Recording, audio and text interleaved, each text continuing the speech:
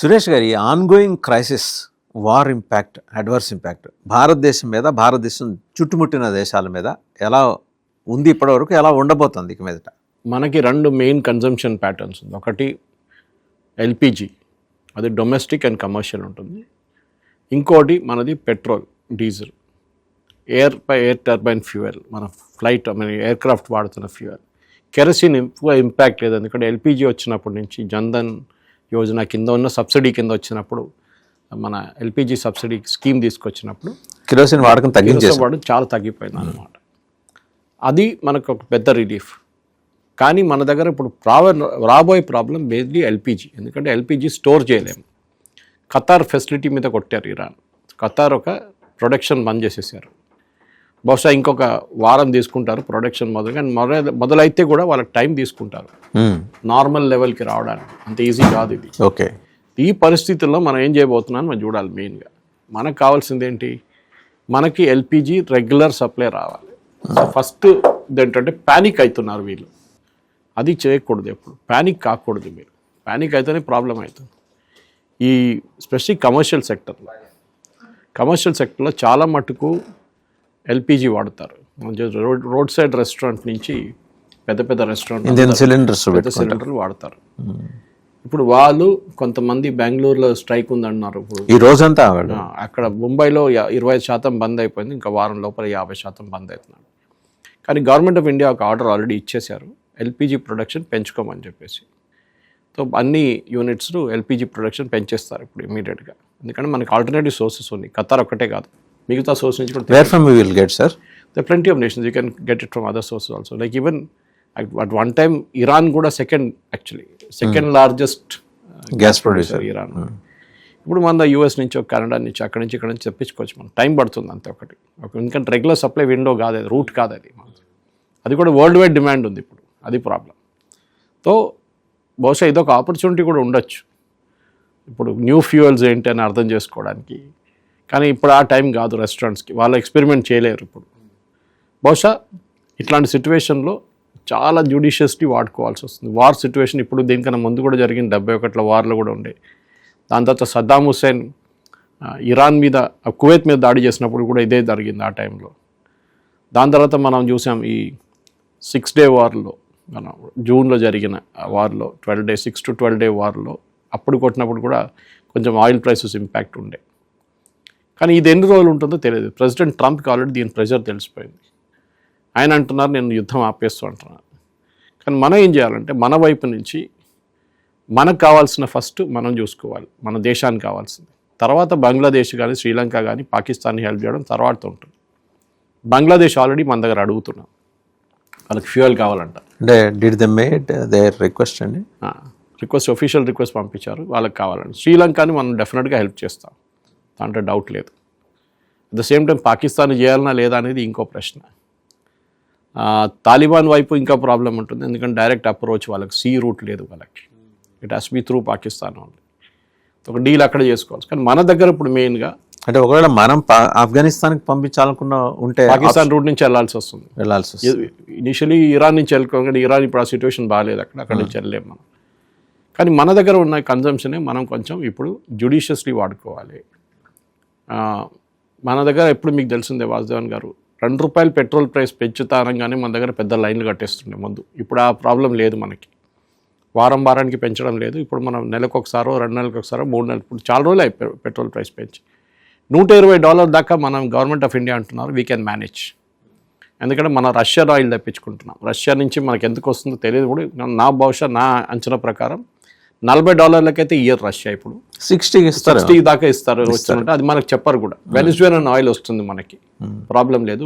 అది 40-50 మధ్య Reliance manage చేసుకుంటారు అది. అది కాకుండా మన దగ్గర వైజాగ్ వైపు రిఫైనరీ, కొచ్చిన్ రిఫైనరీ, మ్యాంగ్లూర్, అన్ని చాలా రిఫైనరీస్ మన దగ్గర ఉన్నాయి పనిచేస్తుంది. జామ్నగర్ వైపు ఉంది, అది కూడా దట్స్ ఆల్సో టేకింగ్ కేర్. మనకి యాజ్ ఆఫ్ నో ప్రాబ్లం లేదు. ఆయిల్ నిన్న రాత్రి నుంచి కిందకి పడ్డం 110 దాకా వచ్చింది నిన్న. బహుశా 99కి నిన్న ఆఫ్టర్నూన్ దాకా వచ్చింది, మళ్ళీ 102కి వెళ్ళింది. ప్రెసిడెంట్ ట్రంప్ ఇచ్చిన ఇండికేషన్ తర్వాత బహుశా ఇవాళ నేను అనుకుంటాను, నా అంచనా ప్రకారం ప్రెసిడెంట్ ట్రంప్ స్ట్రెయిట్ ఆఫ్ హార్మోజ్లో US నేవీని పెట్టేస్తారు. ఓకే, ఆ కర్గ్ ఐలాండ్ ఏదో క్యాప్చర్ చేయాలని అది అంత ఈజీ కాదు, యాక్చువల్లీ అర్థం చేసుకుంటలేరు ప్రజలు. నేను కూడా అనాలిసిస్ చూశాను, కానీ దాని తర్వాత మేము కొన్ని స్పెసిఫిక్గా సైంటిఫిక్గా ఉన్న కొన్ని ఛానల్స్ చూశాను ఈ కర్గ్ ఐలాండ్ గురించి. అంత ఈజీ కాదు, దేర్ ఆర్ లిమిటేషన్స్ అండి చాలా. అది అంత ఈజీగా క్యాప్చర్ చేస్తే కూడా వాళ్ళకి రూట్స్ ఉన్నాయి మిగతాది. It is not that island.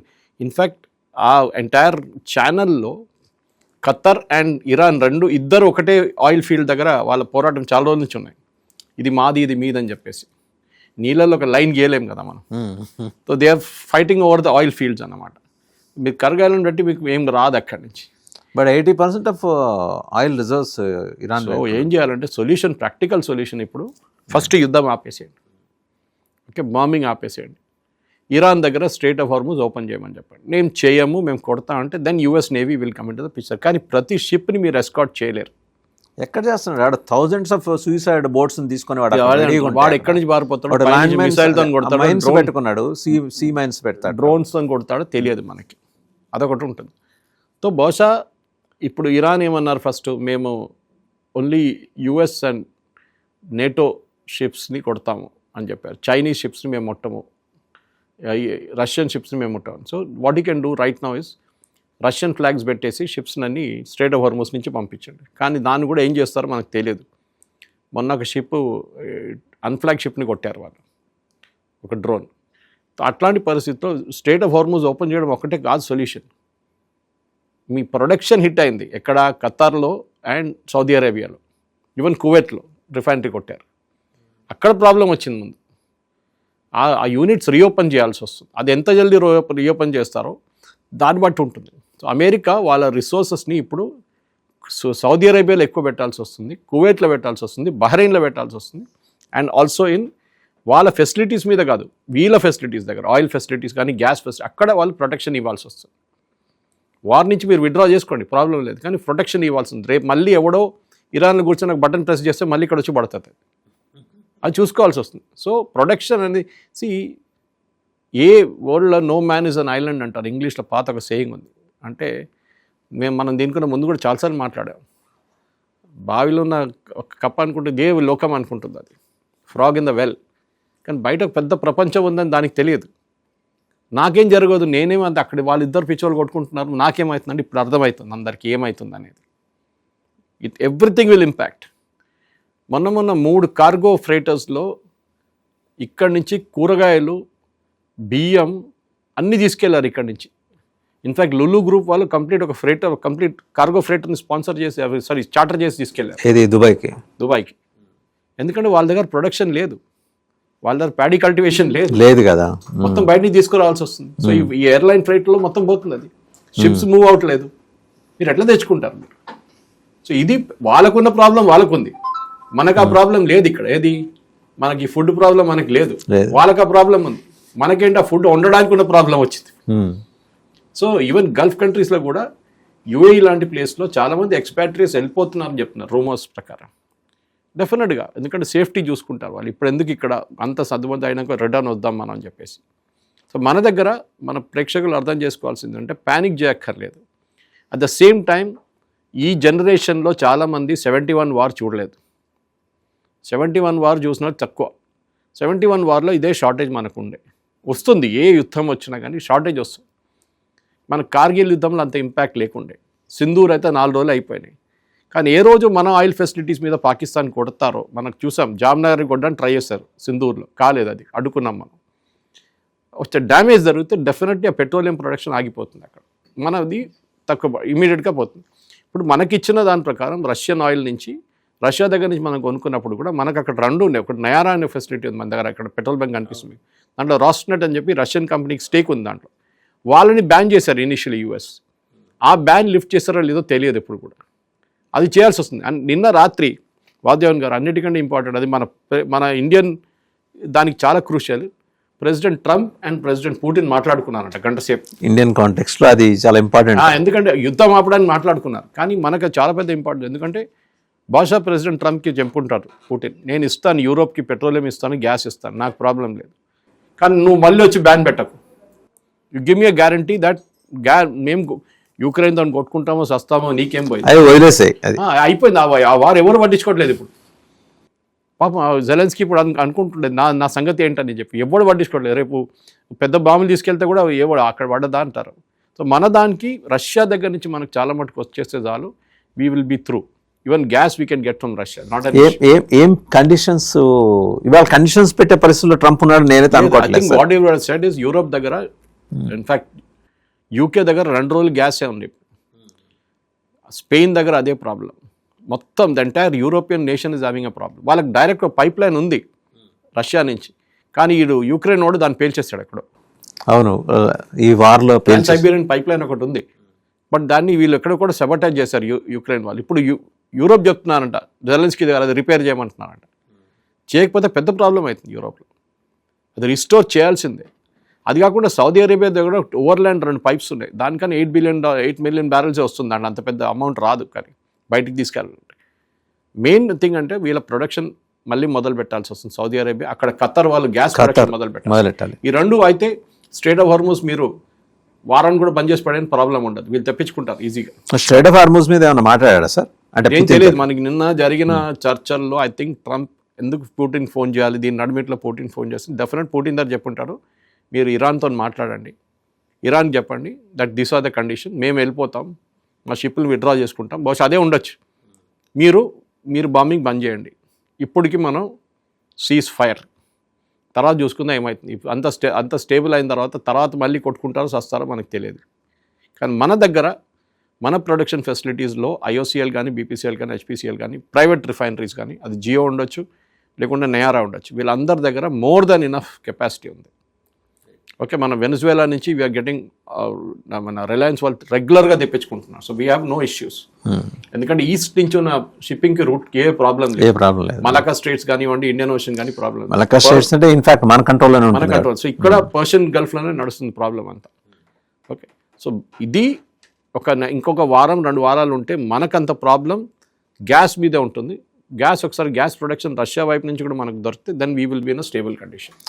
ఇంకా ఏమని చెప్పుంటాడు అంటే ఈ శాంక్షన్స్ ఎత్తేమని ఏమన్నా అంటాడా, లేకపోతే దాని మీద నోరు మూసుకుని కూర్చోమని చెప్పుంటా? అది శాంక్షన్స్ ఉంటుంది, చెప్పుంటాడు. నా దగ్గర ఇంత గ్యాస్ ఉంది, నా దగ్గర ఇంత ఆయిల్ ఉంది, అమ్మలేకపోతున్నాను, మీరు నా $200 బిలియన్ సీజ్ చేసి యూరోపియన్ బ్యాంక్లో పెట్టుకున్నారు, ఈ ఫ్రాన్స్ అది ఫ్రీ అన్ఫ్రీజ్ చేయండి, తర్వాత మాట్లాడుతూ ఉంటాడు. డెఫినెట్గా ఐ థింక్ ట్రంప్ ఇప్పుడు బ్యాక్ ఫుట్లో ఉన్నారు and Putin is on the front foot. So ఈ పరిస్థితుల్లో పుటిన్, ఆయన ఇంగ్లీష్లో అంటారు pound of flesh he will demand. ఆయన కావాల్సిన అన్ని ఎక్స్ట్రాక్ట్ చేసుకుంటాడు. తప్పేం లేదు కూడా. తప్పెందుకు అంటే పుటిన్కి ఇరాన్ మీద హోల్డ్ ఉంది, ఇంటెలిజెన్స్ అంతా ఇరాన్కి రష్యాని ఇస్తున్నారని చాలా క్లియర్గా తెలిసిపోయింది. ఆయుధాలు రష్యా ఎక్కువ ఇవ్వలేరు, ఎందుకంటే వాళ్ళ ప్రొడక్షన్ మొత్తం హిట్ అయింది. దీంట్లో ఇంకో ప్లేయర్ ఉన్నాడు, చైనా. లోకంలో 2 టాప్ మోస్ట్ ఆయిల్ కన్జ్యూమింగ్ కంట్రీస్లో ఒకటి చైనా, ఒకటి ఇండియా.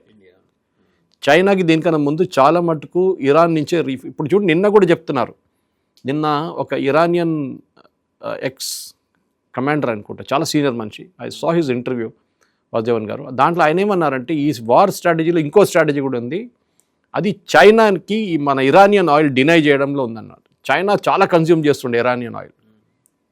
ఇరాన్ని మొత్తం బ్యాన్ పెట్టినప్పుడు కూడా, ఈవెన్ రష్యాని బ్యాన్ పెట్టినప్పుడు China biggest consumer. Even Venezuela బంద్ అయిపోయింది దుకాణం వాళ్ళది, నుంచి కూడా తెప్పించుకొని ఇప్పుడు అది అప్పుడు రావట్లేదు, ఇరాన్ నుంచి రావట్లేదు. China is facing the biggest crisis. ఇప్పుడు మనం భారతదేశం గురించి ఆలోచించాం, చైనా సంగతి ఆలోచించండి.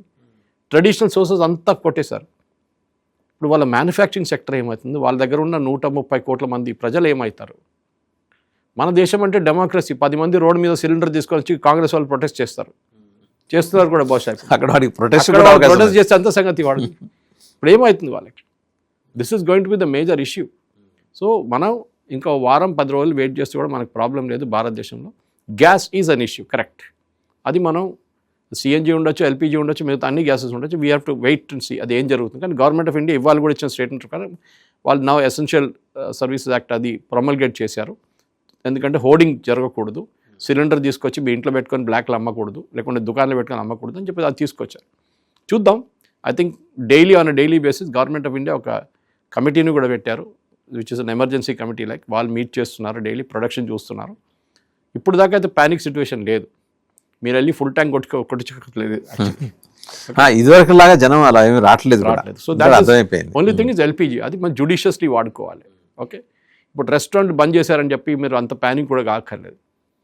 రెస్టారెంట్కి ఎలక్ట్రిక్ కూడా స్విచ్ ఓవర్ చేసుకోవచ్చు వాళ్ళు కావాలంటే, they can switch over. So they can all do it. Time పడుతుంది, కానీ ఈ జనరేషన్కి ఒక లెసన్ ఇది. బట్ హౌ అబౌట్ సార్ ఫైనల్గా ఈ పర్టికులర్ సబ్జెక్ట్లో బంగ్లాదేశ్ పాకిస్తాన్? బంగ్లాదేశ్ అఫ్కోర్స్ వాళ్ళ పరిస్థితి చాలా దారుణం ఉంది. ఎందుకంటే వాళ్ళకి షిప్స్ రావట్లేదు, వాళ్ళకి ఇంకా సోర్సెస్ లేవు, రష్యా దగ్గర నుంచి తెప్పించుకోవట్లేదు, వాళ్ళకి కెపాసిటీ లేదు. చైనా వాళ్ళకి ఇయ్యరు, చైనా సంగతి చూసుకుంటున్నారు. ఇప్పుడు పాకిస్తాన్ ఎక్కడి నుంచి ఇస్తారు, పాకిస్తాన్ అడుక్కొని తింటున్నారు. ఇప్పుడు మయన్మార్ కూడా నాకు మయన్మార్ సంగతి ఏంటో అనేది.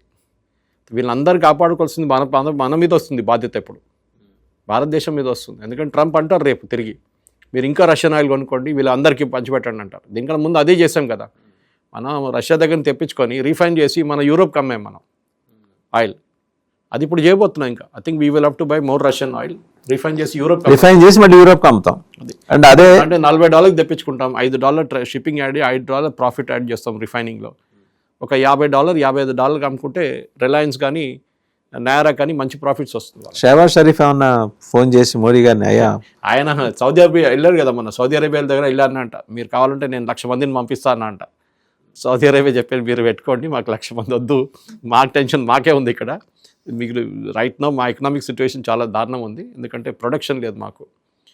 These are all high cost economies Vasudevan garu. Okay, high cost ఎకానమీస్కి మీరు వాళ్ళ ప్రిన్సిపల్ రెవెన్యూ కొట్టేస్తే వాళ్ళు బతకలేరు. యూఎస్ అట్లా కాదు. యూఎస్కి రేపు మొత్తం ఆయిల్ ఫీల్డ్ బంద్ చేస్తే కూడా వాళ్ళు బతకొచ్చు. వాళ్ళు దే హ్యావ్ టెక్నాలజీ, వాళ్ళకి మిగతా మ్యానుఫ్యాక్చరింగ్ సెక్టర్ అని వీళ్ళకి లేదు. వీళ్ళు నడిచేదంతా దీని మీదే, వీళ్ళ పవర్ సెక్టర్ మొత్తం నడిచేది ఆయిల్ మీద. కోల్ లేదు వాళ్ళ దగ్గర, బొగ్గు లేదు సౌదీ అరేబియాలో. సో వీ హ్యావ్ టు, వాళ్ళు థర్మల్ ప్లాంట్స్ కూడా ఎక్కువ పెట్టుకోరు వాళ్ళు. సో అట్లాంటి పరిస్థితులు ఇప్పుడు ఏం చేయబోతున్నారు? మీరు ఎన్ని రోజులు ఆయిల్ మీద నడిపిస్తారు? ఆయిల్ బంద్ అయితే ఏమవుతుంది? మళ్ళీ గ్యాస్ బ్లేస్ ప్లాంట్స్ ఉన్నాయి ఖత్తర్ వైపు, ఏమవుతుంది అక్కడ? ఇది పరిస్థితి. ఇన్ఫ్యాక్ట్ ఇవాళ పొద్దున ఒక న్యూస్ చదివాను, చాలా డిస్టర్బింగ్ ఉంది. బహ్రెయిన్లో 49 మందిని అరెస్ట్ చేశారంట. దాంట్లో కొంతమంది లోకల్ సిటిజన్స్కి డెత్ సెంటెన్స్ ఇవ్వబోతున్నారు. ఎందుకు అడగండి? వీడియోలు తీశారంట, బాంబులు పడుతున్నది. ఆలోచించండి. అంటే వాళ్ళు ఏమంటున్నారంటే మీరు ప్యానిక్ చేస్తున్నారు, అందరినీ భయపడిపిస్తున్నారు, అక్కడ ఎట్లాంటి ఏం జరగలేదు, డెత్ సెంటెన్స్ ఇవ్వాలంట వాళ్ళకి. అది వాళ్ళ ప్రజల మీద చేయొచ్చు, మిగతా బయట వాళ్ళ మీద డెత్ సెంటెన్స్ ఇవ్వలేరు వాళ్ళు. సో ఆ పరిస్థితికి వచ్చేసారు, ఇప్పుడు భయపడుతున్నారు. అది ఇజ్రాయెల్ కూడా తక్కువ కాదు, ఇజ్రాయెల్ కూడా అలాంటివి ఎక్కువ ఉన్నాయి. ఇజ్రాయెల్ ఆల్రెడీ చేసే బ్యాన్, మీరు అట్లాంటి వీడియోలు తీయలేరు, ఏం చేయలేరు. మన దాంట్లో ఎక్స్పర్ట్ కాదు, సెల్ఫీలు తీయడము, యాక్సిడెంట్ జరిగితే కూడా రోజు మీద అదే ఉంటుంది. సో మన ట్రాన్స్పోర్ట్ సెక్టర్కి ఒక పెద్ద ఇష్యూ రాబోతుంది. Government possibly roll on roll off facility తీసుకురావాల్సి వస్తుంది. రోల్ ఆన్ రోల్ ఆఫ్ అంటే మనం ఒక 50-100 ట్రక్కులు ఒక ట్రైన్లో ఎక్కిచ్చేసి దాన్ని పాయింట్ టు పాయింట్ తీసుకెళ్తారు. సో అది బహుశా ఇప్పుడు స్టార్ట్ కావచ్చు, మళ్ళీ ఆల్రెడీ నడుస్తుంది, అది వెస్టర్న్ సెక్టర్లో నడుస్తుంది, అది మిగతా సెక్టర్స్లో కూడా ఇంట్రడ్యూస్ చేయాల్సి. ఓకే, ఆ ట్రక్కులు తీసుకెళ్ళి ఎక్కడ కావాలంటే ఒక చోటు నుంచి ఇంకో చోటు 52 ఫర్ ఎగ్జాంపుల్ 1000 కిలోమీటర్లు 1500 కిలోమీటర్ దూరం తీసుకెళ్ళి అక్కడ దింపేస్తారనమాట. రోల్ ఆన్ రోల్ ఆఫ్ అంటారు దాన్ని, ROR. సో దాన్ని మీ డీజిల్ తక్కువ ఖర్చు, మీ టైర్లు తక్కువ, టైర్లు డ్యామేజ్ తక్కువ ఉంటుంది, ఓకే, టోల్ పే చేయక్కర్లేదు. సో రైల్వేస్ అది బహుశా ఇప్పుడు మొదలు పెడతారేమో, రైల్వేస్ కూడా అదే స్ట్రాటజీ ఉండొచ్చు. రైట్ సురేష్ గారు, థ్యాంక్ యూ.